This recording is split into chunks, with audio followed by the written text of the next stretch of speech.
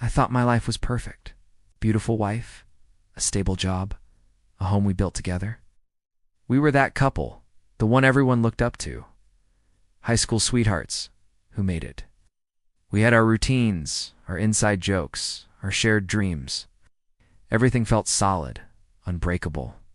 I remember telling my best friend just a few months ago how lucky I was, how I'd hit the jackpot with Sarah. Looking back now, the irony is crushing.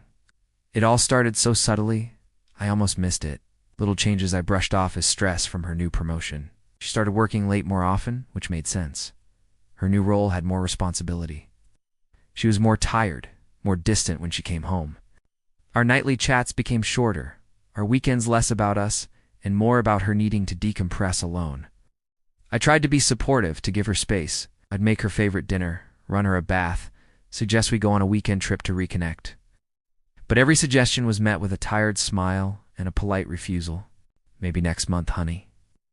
I'm just so swamped right now. I believed her. Why wouldn't I? I trusted her completely. The thought that she could be unfaithful never even crossed my mind. It was a possibility that existed in movies and stories about other people, not in our life, not with our history.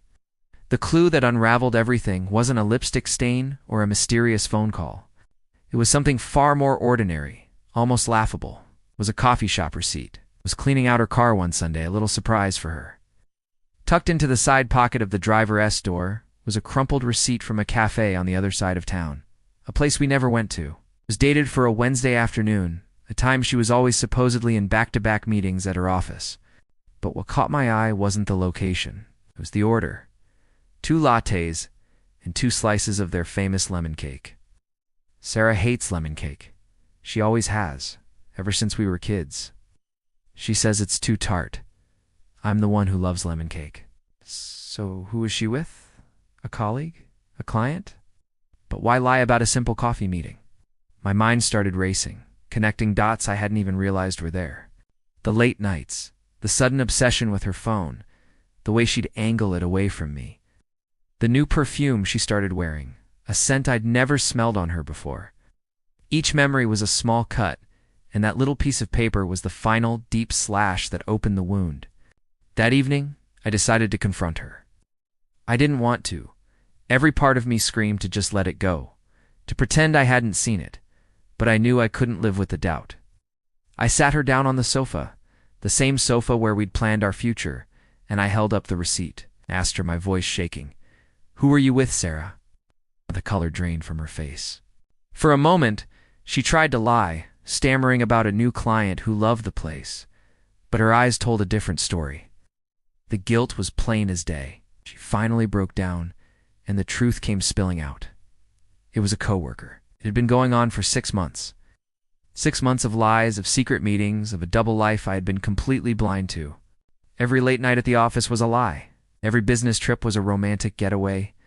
My world didn't just crack, it shattered into a million pieces. The woman I had loved for more than half my life was a stranger. The home we built felt like a stage for a play where I was the only one who didn't know my lines. Everything I believed about our love, our marriage, our futurette, was all built on a foundation of lies. The person I trusted most in the world had betrayed me in the most profound way possible. Pain was indescribable. A physical ache in my chest that wouldn't go away. Waking up each morning was the hardest part. That brief moment of peace before the crushing reality came flooding back. Our home, once a sanctuary, became a prison filled with ghosts of happy memories that now felt tainted. I looked at photos of us smiling on vacations, at holidays, and all I could see was the lie. Was she thinking of him then? Was any of it real? These questions haunted me day and night. The trust, the very bedrock of our relationship, was gone, and I knew it could never be rebuilt. There's no instruction manual for this kind of heartbreak. It's a lonely, disorienting journey. It forces you to question everything, not just about your partner, but about yourself. Was I not enough? What did I miss? But I'm learning that sometimes the fault doesn't lie with you. Sometimes. People make choices that have nothing to do with you and everything to do with them. Discovering my wife's affair through a simple coffee receipt didn't just end my marriage. It destroyed the man I was. But from those ashes, I'm slowly rebuilding. It's a long and painful process, and there are days when the grief is overwhelming. But I'm starting to find moments of peace.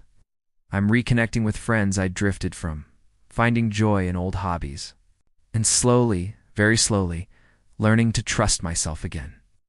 This experience has taught me a brutal lesson about love and trust, but it has also shown me my own strength.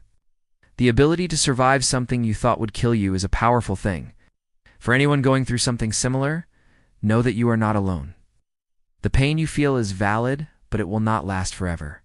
It's okay to not be okay, and it's essential to seek support, whether from friends, family, or a professional.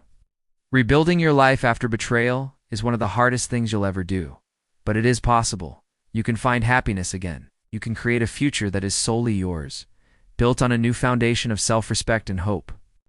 Thank you for listening to my story. If it resonated with you, please consider subscribing for more real-life stories.